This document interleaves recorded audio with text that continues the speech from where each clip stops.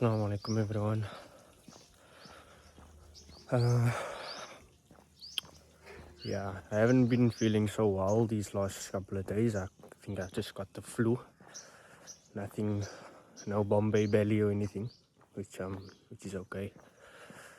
So I've just been taking it easy and resting. Haven't been going really out and things like that.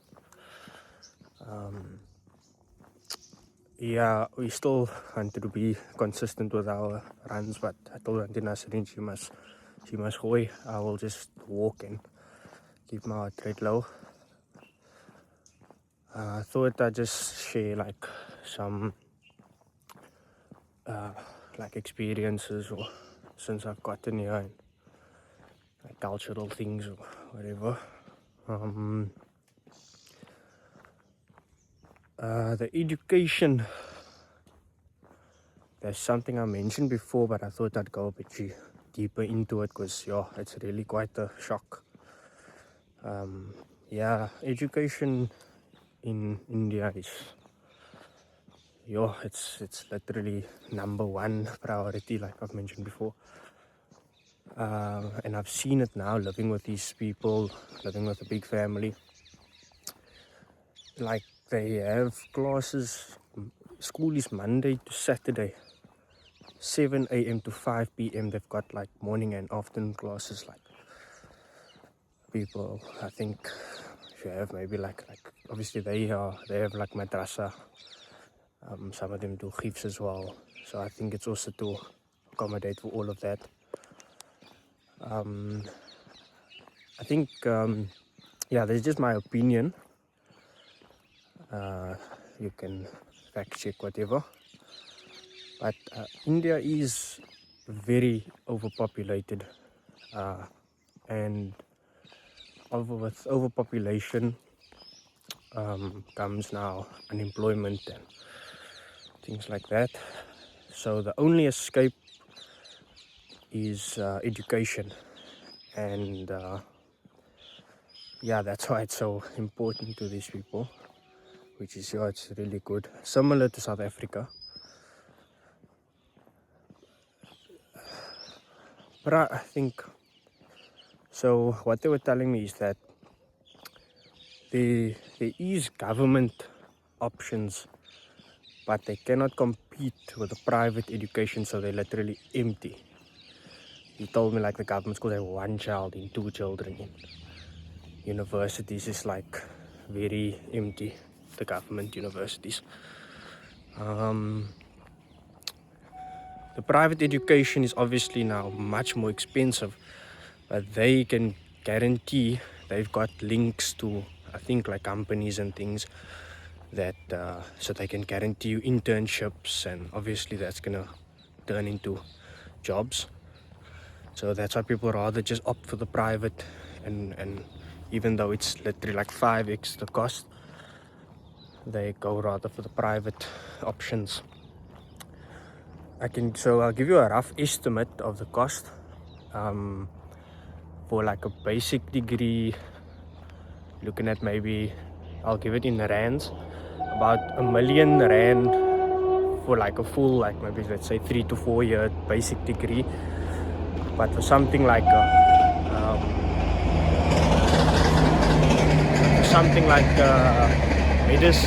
medicine or like higher degree, you're looking at up to, and you can go even higher, 5 million rand, like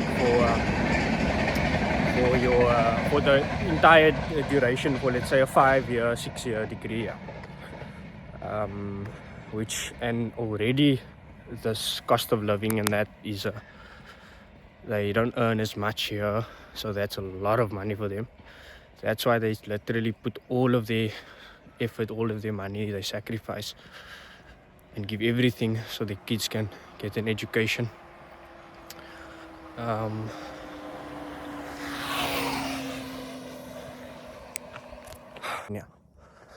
Another thing I want to share is my doctor experience. India is number one in the world for medicine. There's no doubt about that. And I thought, okay, let me take the opportunity and go to the doctor, even if I'm even if I can just take something and feel better. And I mean, the doctors here, they specialists, you know. So I went, and if I tell you guys the cost, you're gonna cry. I went like for a consultation. They're very quick. They don't play here. They just say, okay, check BP and ask you questions. What is this? What is that? This, how's your age? Obviously, the usual things. And then they write the script. They're just like, what do you want? Acidity, okay. Headaches, okay. This. They just tick, tick, tick, tick, tick, tick. They just like, what do you need? What do you want? I paid. I got like 3 with medication and the consult. Okay, the consultation is only like 5 minutes, 10 minutes. It would have been even shorter, but I thought I'm gonna ask them now a lot of questions about my health to use their expertise. But it was 70 rand. 70 rand. Like, yo, that's the consult. It was 350 rupees. That's the consultation, and they gave me like a lot of meds. That's 2 weeks supply of 3 different medication. They gave me this stuff for my stomach, and sure, you just take 1 spoon of that, your stomach is perfectly fine after that. Like, I saw my bought to take home because you are so effective. Like, they're really robbing everyone outside of India, the medical industry. I think also another reason they're so fast is because they can't afford to be out of work. That's another thing. Just thinking what else. Yeah, people have this idea or this notion that India is like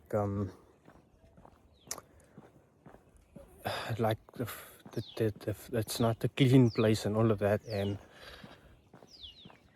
the rumors are true. When we first got to Mumbai, I was expecting much worse, but it wasn't that bad, because I think recently there's been a lot of investment.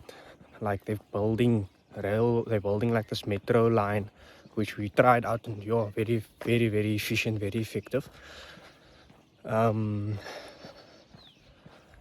The local train also, I mean, it works. It's no complaints there. The roads wasn't even that bad. Looks better than outside of the Western Cape. Like, outside the West, look no potholes. Not okay, Cape Town, we are fortunate that the roads is okay there. But outside the Western Cape, I would say it's better than that. Like, better than PE and all those other places. The driving, it's like they just drive like slow. So, because I think the slower you drive, then you're less likely now to have a fatal incident. So they just drive very slow, but they go into the gaps, into the dungas. They are like, there's no like, people and they use their hooter for everything. Like, they communicate with their hooter. I remember growing up, my father, he always used to use his hooter a lot. Like, all time, every stop he hoot, every person he hoot. And my mother would get so upset because he's like, why are you hooting so much? But he's like, no, it's just to make everyone aware. And it all makes sense now where he got it from. His father was actually Indian, I believe. But he got it from here, yeah. They hoot for everything. You just drive and they hoot. But it's not to like scold you or something. It's just to tell you, hey, I'm coming. Or because I can now decide to walk in the middle of the road and get knocked over. But if someone just hoots, then I'm aware of them, which I think is a great thing. I don't feel like, why are you hooting at me? I'm like, thank you for letting me know. So the hooters is just going. Like, still made a joke, like, the hooter don't work, then they should pull over and go for a breakdown. But yeah, so that's like how the roads work. They just use hooter and drive slow. And I haven't seen one accident yet. So yeah, that's no road rage. They just understand and everyone has somewhere to be. The food, I think, let me talk about the food. Yeah, the food is absolutely delicious. Like, I can be a picky eater at times. And everything I tried was,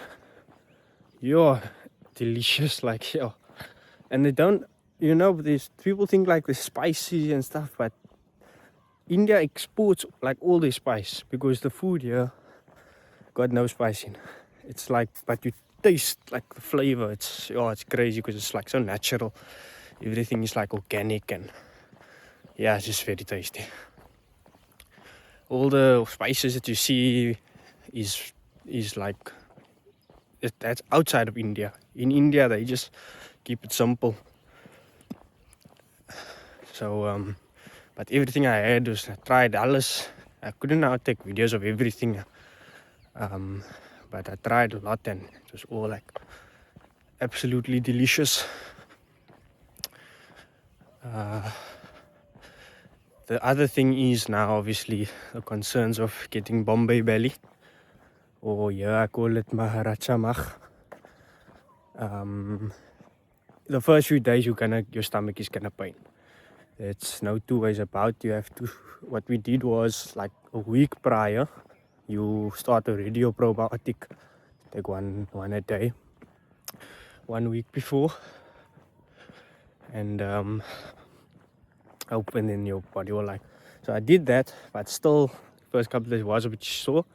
But that stuff that I think it's Pepto-Bismol, I'm not sure, but it's like this pink slush, like pink, like gluey texture, whatever consistency. Sorry. That I drank, and it like settles your stomach immediately. So I've just been taking that, and my stomach nogal no issues after taking that. Yeah. And then my stomach adjusted and my appetite improved, and I started eating a lot more because they like I said, the level of hospitability. I'm very fortunate in that I'm living with people, family, not like a hotel or whatever. So they prepare food for us. The food is just so good. They just keep putting more food on your plate. They can't. It's like no. They just put it on your plate. I say, nah, okay, I had enough. They say, no, you big, you bodybuilder, you must eat. But I told them like, nah, I can't anymore, serious. But lucky I learned my negotiation skills from Indians. So I start small. Just take a small bit of rice, small bit of chicken. And because I know they're gonna go more, so I start already there low. And then as it piles up, I'm one up on them, and I had enough because I made the mistake of just eating because I don't waste. Like, I'm so one of those that can't waste. So I know I'm gonna finish whatever they put on my plate. So I had to like start small and then to cover myself, whatever. And then there's still dessert. You must have dessert. Like, how can you not have dessert? And gooi dessert. So you must factor all those things in, you. Now they treating me so well. We're heading now to the end of our trip, and I'm really gonna miss this place, young. I'm gonna miss it a lot.